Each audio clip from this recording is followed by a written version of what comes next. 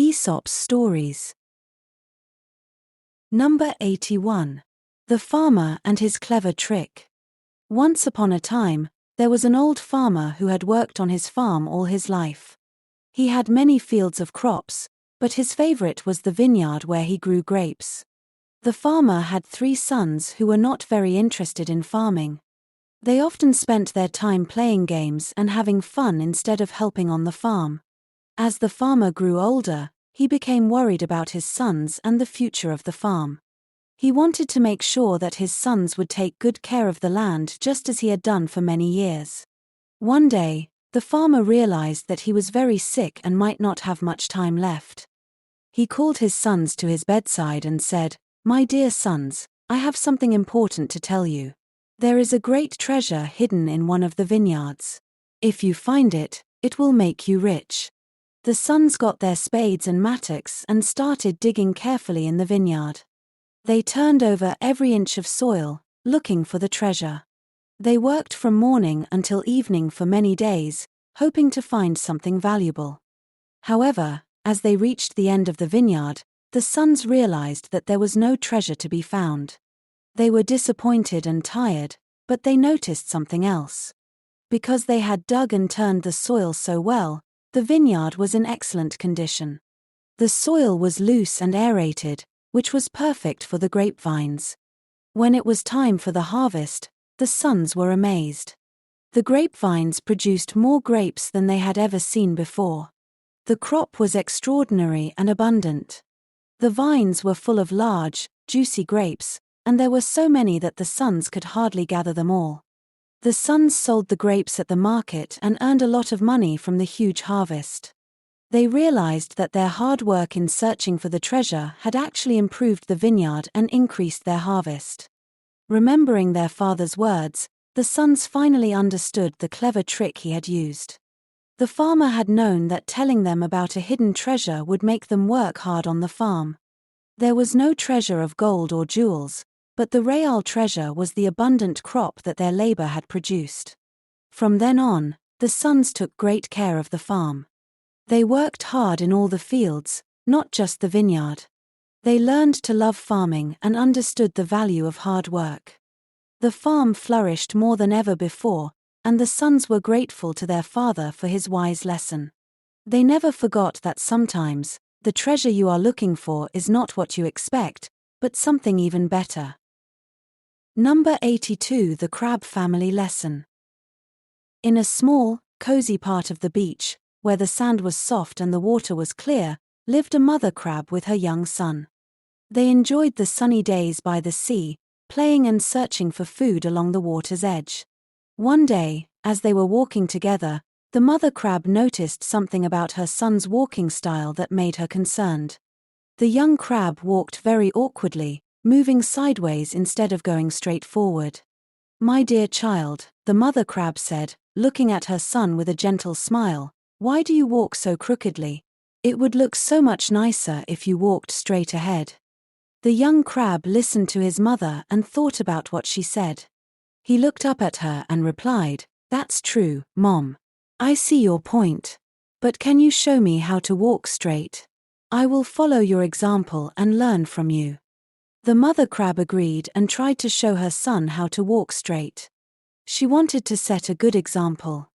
However, as much as she tried, she couldn't walk straight herself because, like all crabs, she was naturally designed to walk sideways. Each time she attempted to walk forward, she ended up moving to one side. The young crab watched his mother struggle and realized that she walked just like he did.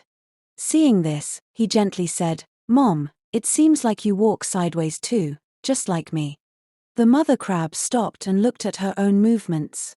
She realized that she had been asking her son to do something that she herself could not do. She felt a little embarrassed but learned an important lesson at that moment. "You are right, my son," the mother crab admitted, "I do walk sideways just like you. I'm sorry for asking you to walk straight when I myself can't do it. We crabs walk this way, and that's okay." The young crab smiled, happy to hear his mother understand. "It's all right, Mom. We can both walk sideways and still enjoy the beach." From then on, the mother crab learned that teaching by example was more powerful than simply giving advice. She knew that to teach her son something, she needed to show him through her actions, not just her words. The mother and her son continued to live happily on their beach, walking sideways, just as crabs should. They often remembered that day and the lesson they learned together. That example is more effective than instruction. It was a lesson that made their bond stronger, and they shared many more sunny days, side by side, on their lovely beach. Number 83. The story of the heifer and the ox. In a large field bordered by trees and wildflowers, there lived an ox and a heifer. The ox was strong and experienced, spending his days working hard, pulling the plough across the field to help the farmer prepare the land for planting. The heifer, younger and less experienced, spent her days grazing leisurely and enjoying the sun. One sunny morning, while the ox was pulling the heavy plough, the heifer approached him. She watched as he worked and couldn't help but feel sorry for him. "Why do you work so hard every day, pulling that heavy plough?" she asked. "It seems so tough and tiring. You should rest and enjoy the field like I do." The ox paused and looked at the heifer. He was tired, but he knew his work was important for the farm. "I work because it is necessary for the crops to grow. It's hard, but it is my duty," he explained patiently. The heifer laughed lightly, flicking her tail. "Well, I'm glad I don't have to work like you do. I can relax and enjoy my days without any worries," she said cheerfully, trotting off to enjoy more grass. As the months passed, the ox continued his work, and the heifer continued to live carefree. However, the season changed, and the harvest time arrived, bringing the village's grand harvest festival. During this festival, it was a tradition to offer a sacrifice to thank the gods for a good harvest. On the day of the festival, the farmer came to the field with a rope. The heifer, seeing the farmer, assumed he was there to perhaps take her for a walk or give her a special treat. To her surprise and fear, the farmer tied the rope around her, not the ox. Confused and scared, the heifer looked at the ox as the farmer led her away. The ox, who was left in the field, watched the scene unfold with a sad wisdom in his eyes. At the festival, the heifer realized what was happening. She was not there to be celebrated, but to be sacrificed as part of the tradition. From where he stood, the ox saw the heifer being led to the altar. Despite his tiredness from the many days of ploughing, he managed a small, knowing smile. "For this, you were allowed to live without toil," the ox said softly, more to himself than to anyone else. "Your idleness was not a blessing, but a preparation for today." The heifer, in her final moments, understood the gravity of the ox's words. She realized that while she had lived her days in ease and leisure, it was all leading to this moment. Meanwhile, the ox, though he labored hard, continued to live and serve on the farm. This story of the heifer and the ox teaches us that sometimes, a life of ease can have a hidden cost, and the value of hard work may not be immediately apparent but offers its own rewards in longevity and purpose. Number 84. The Swallow, the Serpent, and the Court. Once upon a time, a swallow decided to build her nest in a very special place. She chose the wall of a court of justice, a place where people came to solve their problems and where fairness was highly valued. The swallow, who had just returned from a long journey abroad, liked being around humans because she felt safe and enjoyed watching their activities. After carefully building her nest, the swallow laid 7 eggs. She was very happy and spent her days looking after the eggs, waiting for them to hatch into little baby swallows. She felt secure in her nest on the court's wall, believing it to be a safe haven. However, one day while the swallow was away searching for food, a sneaky serpent living in a hole in the same wall discovered the nest. The serpent was hungry and saw the baby swallows as an easy meal.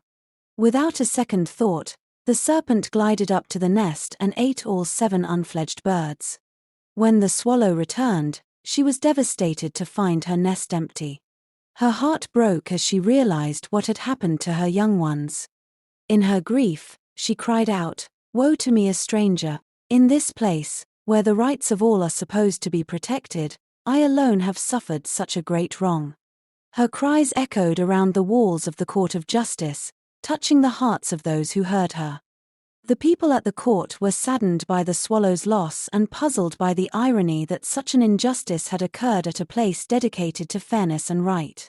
The story of the swallow spread among the people at the court, and it made them think deeply about justice and protection. They realized that justice should extend to all living beings, not just humans.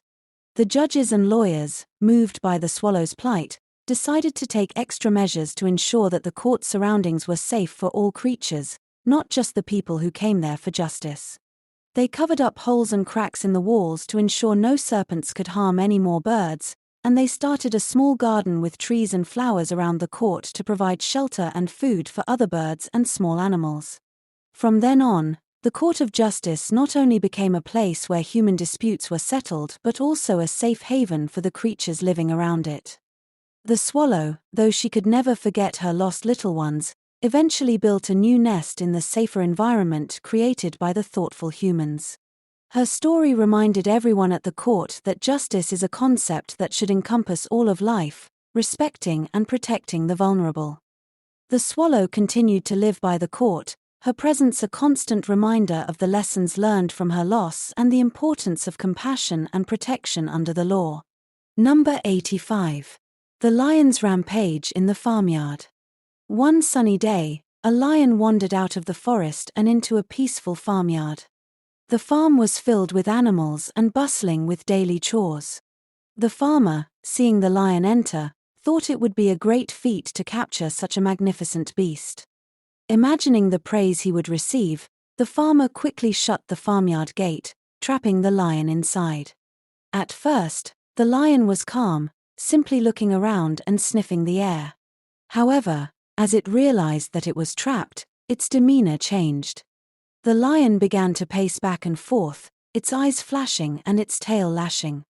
The farmer watched from a distance, growing increasingly nervous as he observed the lion's growing agitation. Soon, the lion's frustration turned to fury. Unable to escape, it vented its anger on the nearest animals. It first attacked the sheep, killing them swiftly. The bleating of the sheep and the sight of the predator set the whole farmyard into a panic. The oxen, trying to flee, were next to face the lion's wrath. The powerful lion struck them down one by one. The farmer, who had initially felt brave behind the safety of the closed gate, now trembled with fear. He realized his grave mistake. The farmyard, meant to be a place of life and productivity, had turned into a scene of chaos and destruction. Alarmed for his own safety and regretting his decision, the farmer rushed to the gate. With shaking hands, he opened it, hoping the lion would simply leave and spare the rest of the farm. The lion, seeing the path to freedom open, gave one last menacing look at the farmer and strode out of the gate, disappearing back into the forest. The farmer stood in the aftermath, lamenting the loss of his sheep and oxen. His dream of capturing the lion had turned into a costly nightmare. His wife, who had watched everything from the safety of their home, approached him. She had always known her husband's idea was foolish, and now, seeing the consequences, she couldn't hold back her words. "On my word, you are rightly served," she said sternly. "How could you think of shutting up a lion in our farmyard? You know you tremble at the mere sound of his roar even when he is far away in the forest. What made you think you could handle him here, at home?" From that day on, the farmer learned to respect the wildness of the forest creatures and never again attempted such a reckless act. He understood that some forces of nature are meant to remain wild and free, and that his safety and the safety of his farm depended on respecting those boundaries. The lion in the farmyard taught him a lesson in humility and caution, one he would never forget.